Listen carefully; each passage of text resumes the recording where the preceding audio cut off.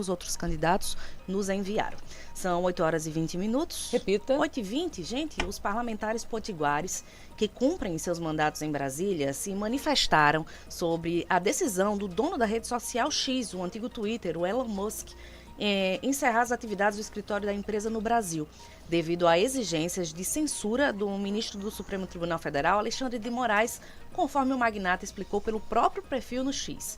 Enquanto deputados bolsonaristas alertaram para um contexto que interpretam como censura da parte da justiça brasileira, o deputado Benes Leocádio do União Brasil cobrou segurança jurídica. O deputado Sargento Gonçalves, que é do PL, é um dos que concordam aí com a ideia de que se trata aí de uma censura. Ele comparou a situação com a dos países governados por governos autoritários. Segundo ele, abre aspas aí para o deputado, declaração dada. Para se ter uma ideia, a rede social foi suspensa na Venezuela por um regime bolivariano, ditatorial, de Maduro, por 10 dias, enquanto que no Brasil a plataforma está dizendo que vai parar as atividades sem previsão de retorno, devido a estar caracterizado, na opinião dele, um regime de exceção. Pois é, o Elon Musk, né, o X, eles esticaram a corda nesse momento por uma razão muito simples também. Moraes está na crista da onda e está num momento de maior fragilidade que já teve enquanto ministro do STF, porque o rei ficou nu, como já disseram outros aí, depois das conversas que foram divulgadas, que ainda serão divulgadas, a gente espera que sejam divulgadas ao longo desses dias, sobre a postura que ele teve com relação a diversos processos, tanto na esfera eleitoral quanto na esfera criminal. A postura de Elon Musk no comando do X, da rede social, é controversa também, pessoal. A gente tem que pesar, porque não tem santo nessa história não.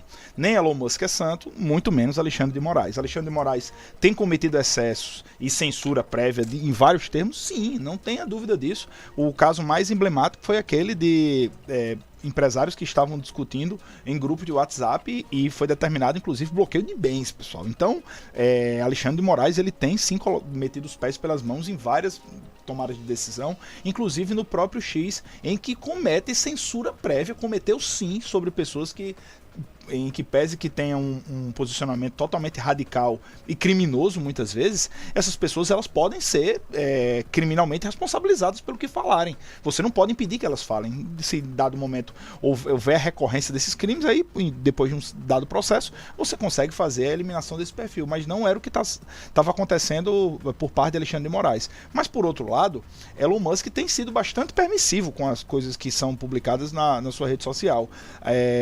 A linha é muito tênue entre a liberdade de expressão, a libertinagem e também o vale tudo.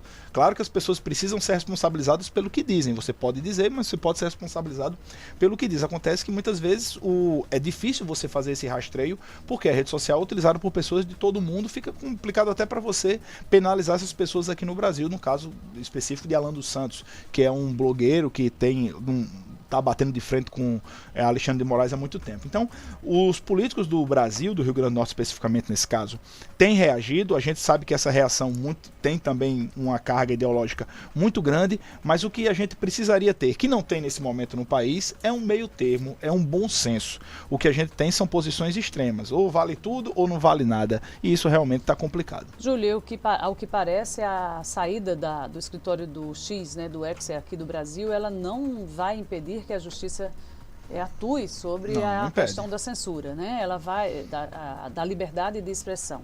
Você vai ter que ter um mecanismo aí que controle, independentemente da existência da instalação desse escritório aqui no nosso país. Então é como você disse, não tem santos nessa história, né? As estratégias foram lançadas no momento de fragilidade do ministro Alexandre de Moraes, que no dia de hoje já enfrenta uma outra denúncia, que a gente atualiza aqui para os nossos ouvintes.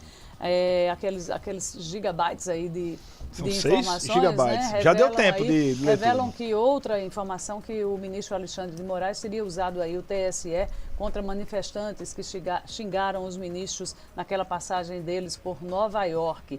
E aí as informações daquela produção de relatórios mostram que Alexandre de Moraes teria pedido a produção de relatórios com informações de manifestantes que xingaram aí os ministros quando eles estavam num evento de liderança em Nova York no ano de 2022. E segundo o jornal Folha de São Paulo, que apura todas essas matérias, os pedidos informais foram feitos a mando de Moraes, que presidia na época a Corte Eleitoral também. A gente traz atualizações também sobre uma petição virtual que está na internet pelo pedido de impeachment do ministro do Supremo Tribunal Federal, gente. Mais de 800 já mil tem assinaturas. 840 mil assinaturas. Vamos ver. A meta é 1 milhão. Pois é. Não, mas é muita gente. Mas a assinatura não quer dizer nada.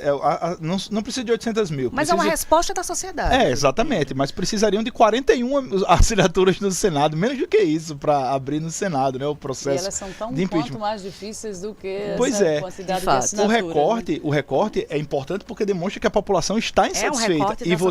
E você tirar o seu tempo para assinar um documento dessa magnitude, desse conteúdo, demonstra que você realmente está muito irritado com Alexandre de Moraes. Mas a gente tem que ver também, Lice e Virgínia, claro, porque houve a primeira matéria eu ia falar do Intercept, mas foi da Folha de São Paulo, em parceria com o Glenn Greenwald e Fábio Serapião, né, os jornalistas que tiveram acesso ao material, prometeram uma série de matérias que ainda não saíram.